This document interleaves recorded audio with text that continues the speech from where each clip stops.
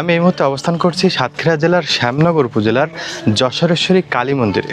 এই মন্দিরটি কিন্তু অন্য কোনো মন্দিরের মতো নয়, একটু বেশি বিখ্যাত। এটি কেন সেটি জানবো আজকের ভিডিওতে।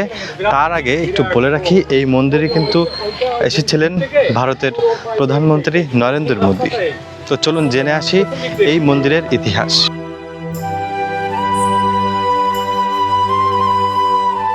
এই অঞ্চলটা একটা অনেক প্রাচীন এরিয়া। এটা প্রকৃতির দুর্যোগের কারণে কখনো ভেঙে গেছে, কখনো গড়ে উঠেছে।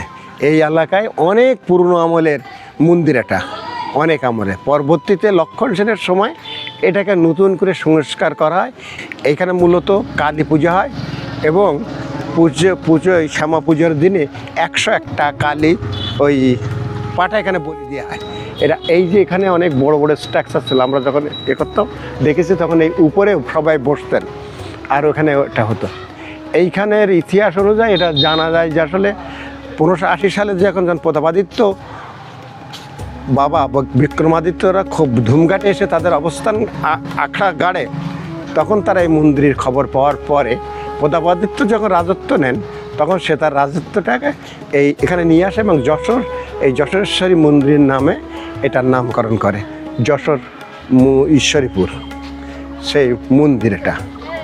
এবং এটা পরবর্তীতে সংস্কারটা করা হয়েছে। তো মূলত এটা লক্ষণ সেন শেষ পুরাকৃতিটা করে, প্রতাপাদিত্যের আমলেও এটা ছিল। তারপরে প্রতাপাদিত্যের এরপরে এটা একদম হয়ে গেছিলো, জঙ্গলে ঢাকা পড়ে। পরবর্তীতে আবার এটা নতুন করে আবিষ্কৃত করে মানুষ।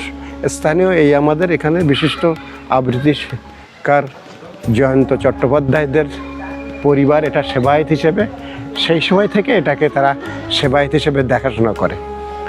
এটা মানে প্রাক ঐতিহাসিক সবচেয়ে পুরনো স্থাপনা এটা এই অঞ্চলের। সুতরাং এই স্থাপনাকে কেন্দ্র করে, স্থাপনা 1500 শতাব্দীতে এটার খুঁজে পাওয়া গেছে, 1500 মাঝামাঝি, কিন্তু তার আগে আরও কয়েকশো বছর আগের এটা নির্মাণ করা হয়। এবং কারা যে নির্মাণ করেন সেই বিষয়টা আসলে খুবই অজ্ঞাত রয়ে গেছে। এটা আসলে কার হাত দ্বারাই নির্মিত হয়। তবে মূলত এইটার সাথে পরিচয় ঘটে আজকে ধরা হয় যে সেন বংশের সময় এটাকে আসলে এই নতুন অবয়টা তৈরি হয়।